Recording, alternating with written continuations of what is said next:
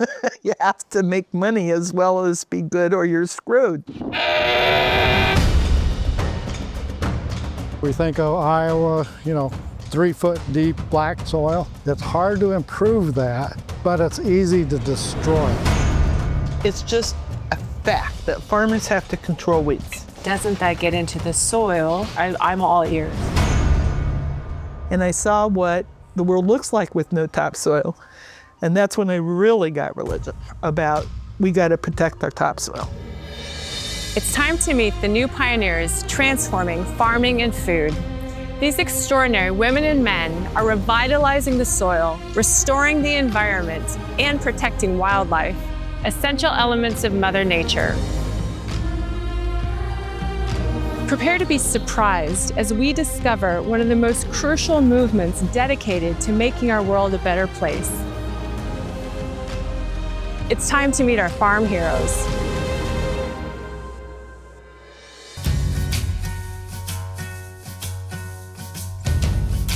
My name is Elizabeth Garst, though most people call me Liz. We're at my home in Coon Rapids, Iowa.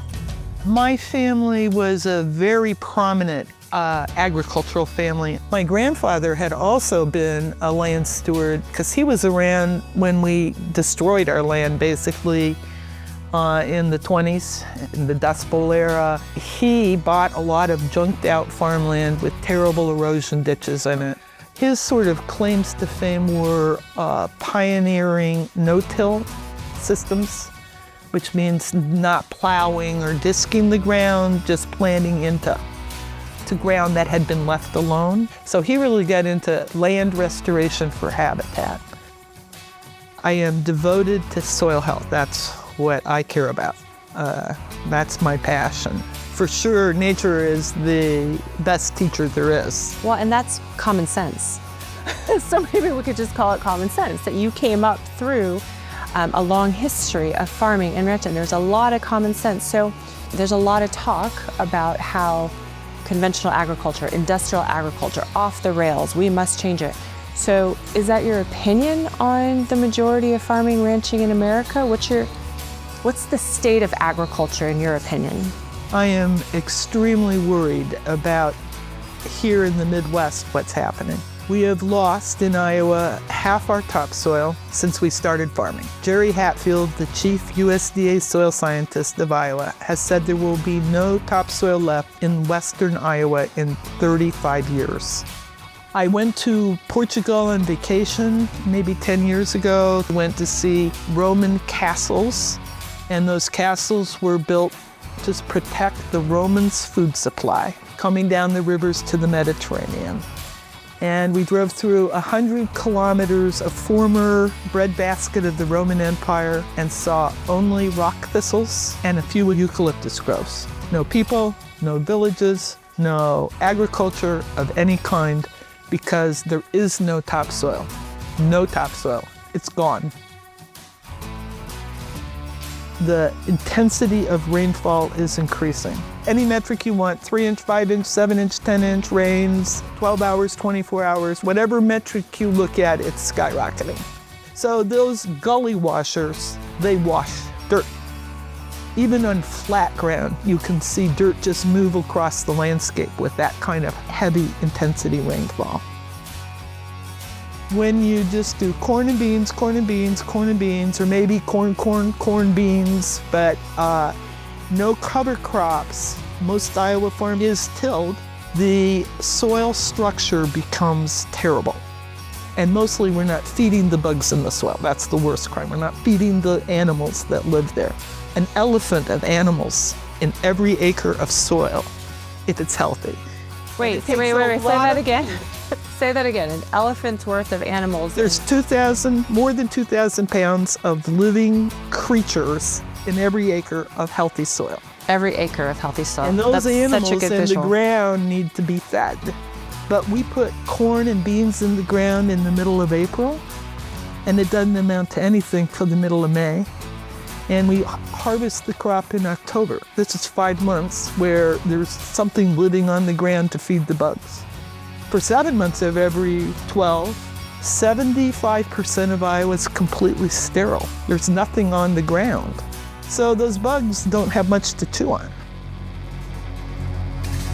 Is there any place that you know of that you say, they're following Mother Nature, they're doing what common sense route? Is there any farm? Your farm? Then let's go take a look. My name's Darwin Pierce. Darwin Pierce, and what do you do on the Garst farm? I do land management with row crops and all types of land forms. So I'm essentially the farmer in the group. So this is land that was historically owned by the Garst family, and it was no-tilled for about 40 years. And they transitioned the land into White Rock, and it's a income-generating agricultural farm. So this is the real deal production. We're standing on farmland. We're standing on real farmland, and we're going to contrast farm ground. This is a soybean field to the neighbor's soybean field where we have cover crops that we're using versus a soybean field that's not being a cover crop. Covering the soil with cover crops is of the essence. Practical Farmers, a local Iowa group, has a great t-shirt, "Don't farm naked." Don't burn it. We have to get a shirt. This is then the cover crop. This is the cover crop? Yep, this is the cover crop, which is cereal rye. One of the goals that we are trying to accomplish with the cover crops is to keep living roots on the ground as much as possible. Cover crop means a crop you put down after the main crop of corn or soybeans. We're just going to pull up a root ball. And you see where you have a little bit of corn residue here. And then when we look at this, you see all the fine roots in here, and you see how the soil crumbles. So that biology is adding structure to the soil. And that means that we have better soil structure, which allows for more nutrient movement. It allows for better water infiltration. So there's absolutely no erosion on this field. And we just went through a series of storms with several inches of rain, and we have absolutely no erosion. So now we're in a neighbor's field directly adjacent to the field we were just looking at. This field has historically been plowed, which means turning the soil over. In the last few years, they've gone to no-till, but absolutely no cover crops, which means there wasn't anything living here in the late fall, early spring to actively eat the corn stalk. So that's what the rye played. And so then the rye actually provided that food source for the microbes and all of the biology in the soil. Without the biology, it's all of the byproducts from the microbes that are the glue that puts the structure in. And without that, then the soil breaks down into very individual, like sand particles, which means there's nothing holding those together. So then a very small rain will come in, and it's like when you sweep your dirty house, you end up with dust, and you wash it off and it just washes away. That's exactly what happens out here in these cornfields. Why wouldn't somebody want to go from this to that? What are the obstacles? It's perceived that that is a higher risk to yields. So they're going to be risk adverse and say, I can't do something that I think is going to increase my risk of not being successful. Right. If there's some uncertainty, there has to be enough motivation, there has to be enough certainty, there has to be enough payoff to make these major significant changes. It's not as simple as let's change, snap your fingers. There's risk involved, there's cost involved. So a favorite topic of farmers is, do cover crops pay? And I don't even like to entertain that question, because for openers, cover crops are insurance against 7-inch rains. If it rains 7 inches and you've just plowed, you've ruined your farm forever. Right. Cover crops pay because they're insurance.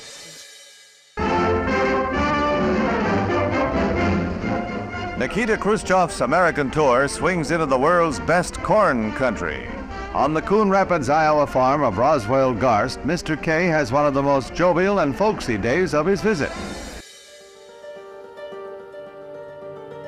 My grandfather was a very well-known agricultural innovator.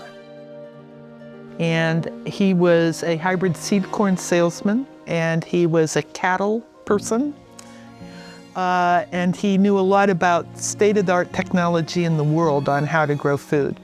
Khrushchev had a big problem. When he came to power, his country was really hungry. They were on porridge, and even porridge consumption wasn't very good in the Soviet Union.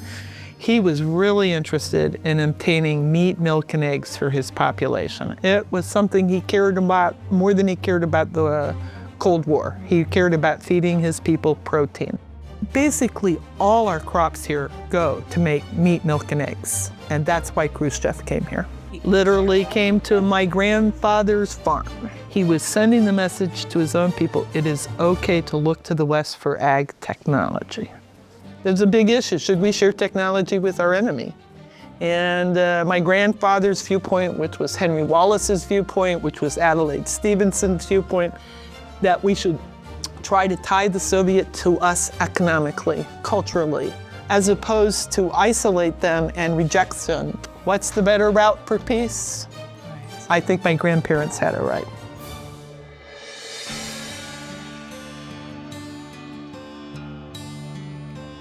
We all know there's opinions, right? Opinions about glyphosate and the impact on the environment. What do you have to say to somebody who says it's not okay to use chemical termination? I'm all ears. Like glyphosate you put to kill the rye, the cover crop, doesn't that get into the soil? I do say this. Because we need to see all farmers, it's just a fact that farmers have to control weeds. We just have to control weeds. It's an imperative to crop production. And there are a couple choices on how you can do it. And the historic one for centuries is tillage. Tillage is just hurting soil structure, causing erosion, costs a lot of biodiesel or diesel of some sort to get the dirt stirred up. You know, tillage is bad for a lot of reasons. It's really bad. So in some part, it's choosing your evil. Lesser of the evils. The lesser of the evils. Done a couple different things in these pastures, and the first and most important is we set up rotational grazing paddocks, which is a good, sustainable, or resilient farming technique. The idea of good grass management is that in a continuous grazing system, the cow comes along and bites the top of the grass plant off kind of every other day. Well, what they're doing is eating the top off the solar engine. And it's hard on that plant to be nipped and nipped and nipped. So the idea is instead to let the cattle eat the grass way down, but then get the cattle off the grass for 60, 90 days so the grass can recover. When the top of the plant gets smaller, then the plant will shed roots into the ground, and it's roots in the ground that really builds organic matter. We were normal farmers, we would be cropping this, but this shouldn't be row crop. It just shouldn't be. And so we have chosen morals over revenue, at least to this degree.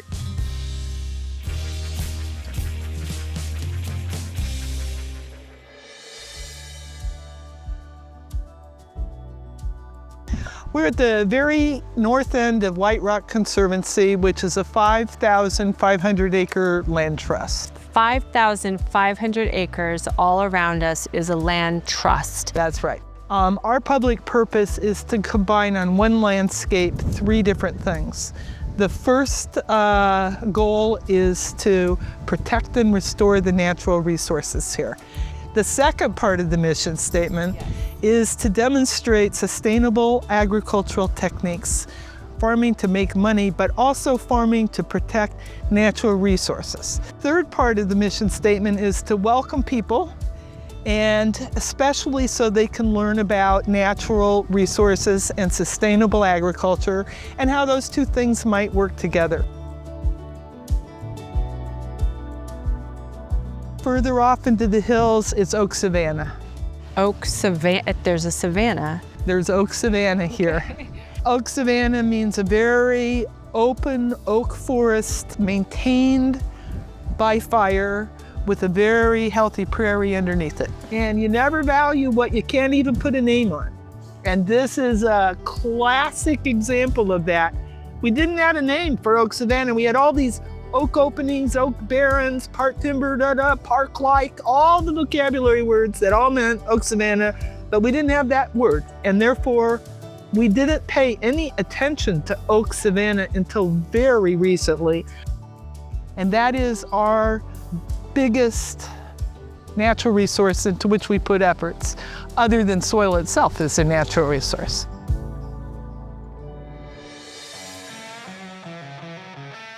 I sometimes joke, I know we're successful if everybody is angry, because the cow guy doesn't like the visitors, the tourists, because they don't close gates and scare cows. The tourists are afraid of cows. The environmentalists think cows are good or bad. Right. There's a real tension. Right. But Iowa cannot have a healthy environment until we figure out better balance between agriculture and natural resources and get people to understand that.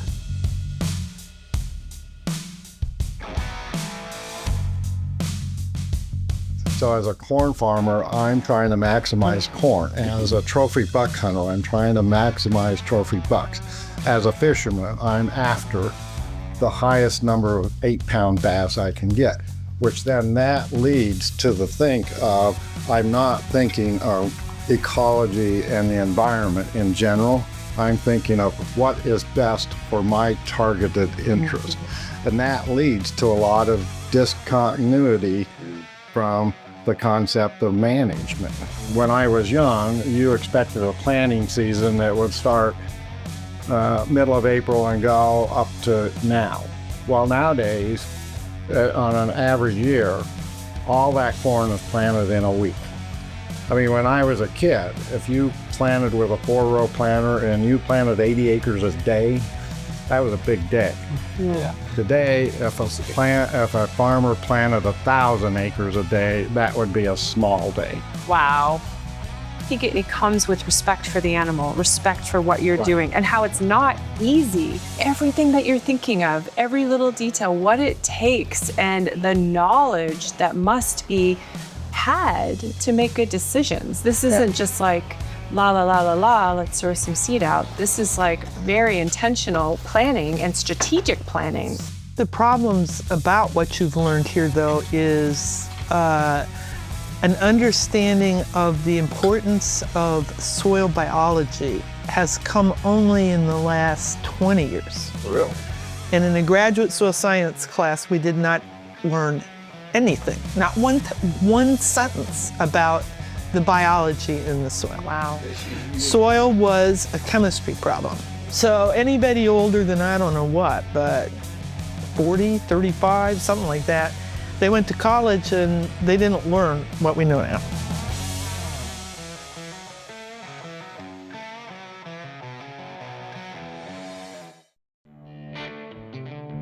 What can a consumer do to help the farmer be, I don't know if engaged is the right word, but to help them to go for the healthier soil, the healthier outcomes, the healthier long-term effects?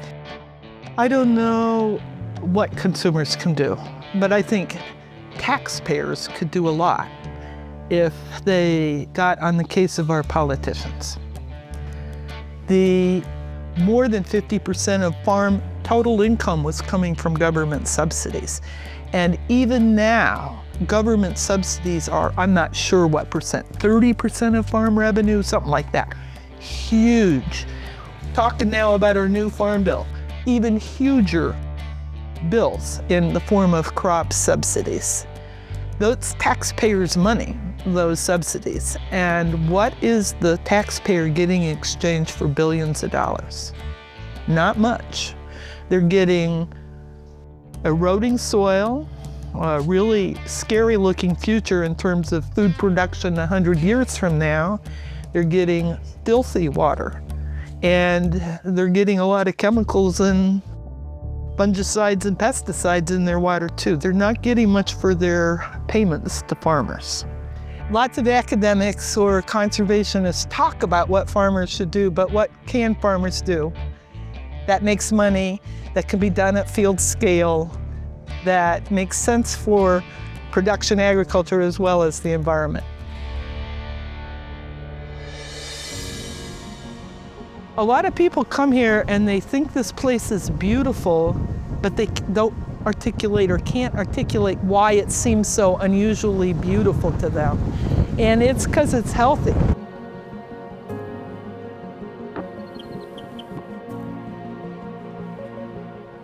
I'm from Iowa, Iowa, best state in the land. There's corn in every hand. I'm from Iowa, Iowa, that's where the tall corn grows. Hey. Little off key, sorry about that. And the name of the show is Farm Hero for a reason. You know, heroes we look up to, heroes we learn from every day. And now I'm gonna cry. A hero means something. So thank you for being a joy, for being fun to be with. Thank you for your beautiful home. I can't get over how green it is. So thank you for being this episode's farm hero, both of you. Thank you for coming. Yes. Cheers. Yes.